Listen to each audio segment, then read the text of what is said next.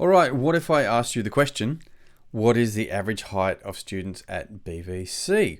Well, before we answer that, there's a couple of ways we could go about trying to find an answer to this question. But we need to look at a couple of definitions first, a few words we're going to use as we explain it. The first one is when we're talking about data, we use the word population. It doesn't have to be people, it could be whatever it is that we're studying. And it means the population is every member in that group.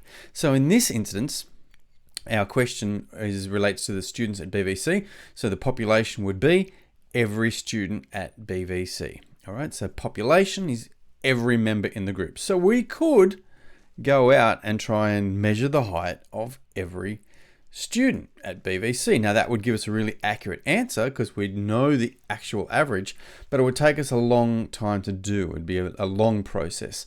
So when we do that, when we measure or we get a bit of data from every member of the population, we call that a census. So we could do a census of the students at BVC and take their height to work out an average.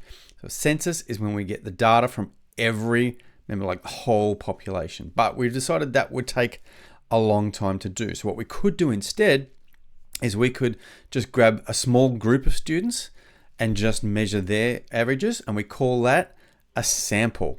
A sample is when we get data from just some of the population and then we use that result to represent the whole population. So that would be easier to do because we're only getting a small group of students. We might get 40 students, 20 students, and our answer when we work out the average their height would represent the whole population. But here is a question for you. What if we took a sample of just a year 10 class and we took the average of their heights?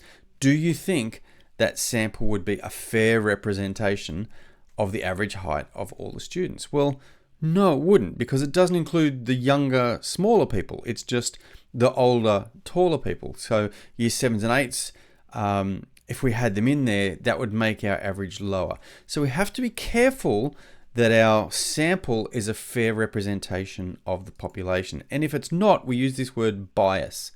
Bias happens when the sample doesn't fairly represent the population. So in this case, there's some bias in our data because we only took a sample of taller people. All right, good job. Well done.